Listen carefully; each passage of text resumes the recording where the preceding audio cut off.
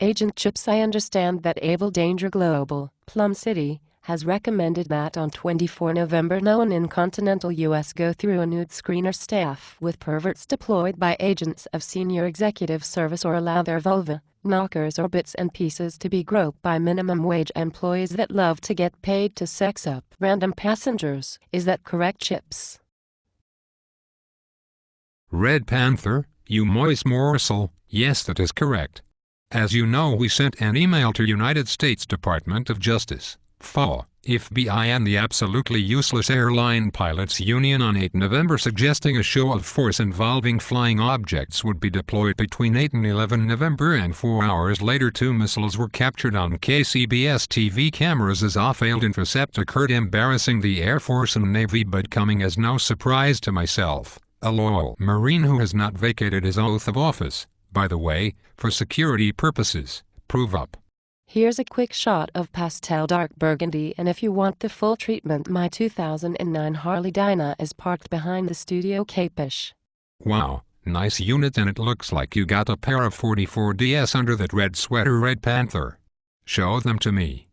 Perhaps after the interview we could hop the Harley and bop to Barley if you're picking up what I'm laying down.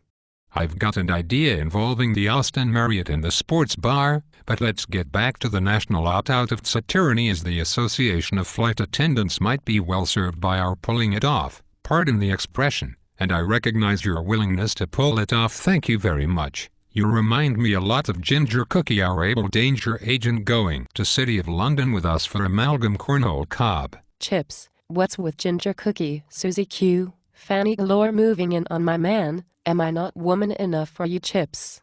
I will answer that question after an enduro at the Marriott, but why don't you ask me some interview questions regarding the Airline Pilots Association and how they endanger the flying public and work hand in glove with the Crown agents and senior executive service who combine to strike fear in the hearts of common American travelers. I promise to answer without a teleprompter. Have it your way, Chips. I fully intend to, you sweet thing you. I detect your moisture index is approaching 100% and believe you to be sudsing like a Maydag. Well, right back at you, manly mocha. Do you have a banana in your trousers, or are you mentally moving beyond the sports bar at the Marriott? How about we get back to preventing TSA perverts from fondling knockers and muffs and bits and pieces, and then after the interview we can get down to the main attraction with a little less talk and a lot more action. Fair enough, you studly stallion. When did you first tell the Pilots Union about illegally modified Boeings? 11 December 2006, almost 4 years ago. When did you tell FBI the same? I told Robert Swan Mueller, director of FBI, on 14 February 2007. When did you tell United States Department of Justice? I told them in McConnell vs. ALPA and Boeing on 27 February 2007, and Boeing did the right thing immediately, whereas as the pissants at ALPA have endangered the flight attendants and pilots for almost 4 years. We need to stop the planes and let the potential victims get off. Pardon the expression, get off. Chips, do you have a threat window for a future false flag aviation event involving Boston, Chicago and Seattle, and perhaps a state aircraft of an OPEC nation? That's classified, but because you have a nice rack I would leak this to you in confidence. 25 or 28 November, during a period of peak television watching such as the Thanksgiving parade or a Minnesota Vikings game. If you think back to 9/11, they did it for all the world to see after they ensured the Goldman Sachs bankers were not in the building. Where on earth were the Goldman Sachs bankers, Chips? You stud muffin you, or should I call you a muffin stuffer? Is it hot in here or is it just me? Well, Red Panther, I think it is hot, but not as hot as the twin infernos that were set ablaze by drones provided by Crown agents and senior executive service, which appears to have a statistically improbable representative by LBGT bonheads. How about a quick flash? Chips, I see your purple tip red champion is ready to go, and I guess your Oscar de la Renta slingshot rump master in manly mocha is about at the bursting point. Correct your sweet cheeks. How about turning that camera off and your love machine on?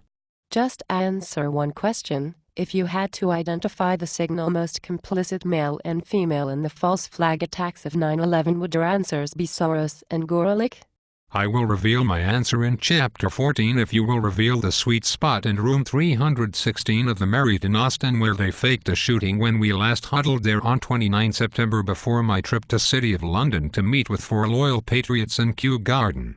You do have the camera off, don't you, sugar britches? I do know, Chips, and I see that you are at full battle strength. Might I suggest a debriefing? It seems to be your modus operandi, Chips, as not only am I an avid reader of Abel Danger, spelled Abeldanger, but I am also one of your hottest dangerette assets, capish? You are right up there, hence your assignment to the 3rd mission to London in Chapter 14 with Susie Q, Fanny Galore and Suki Slicer. Now pass me 2 tins of smoked oysters and a 3-tap set of Rodney Bollinger and ESU extant dope eaters and let's get the ball rolling. The FBI offices in Houston and Atlanta need Chapter 14 before Fish files his affidavit. Oh, Chips, you are so manly with a nice low voice. You make this red panther want to growl. Perhaps you could snarl instead like Roy Orbison in Pretty Woman. It would be more cat-like, you cougar, you. Anything you want, you got it, Chips. Well, in that case I'd like Lefty Righty and the sweet spot, and also for FBI and Alpha to get off their bums and clean up the airline fleet before I get pissed or something bad happens in window 25 to 28 Novembers that would ruin my Thanksgiving. Could I have a drumstick, Chips?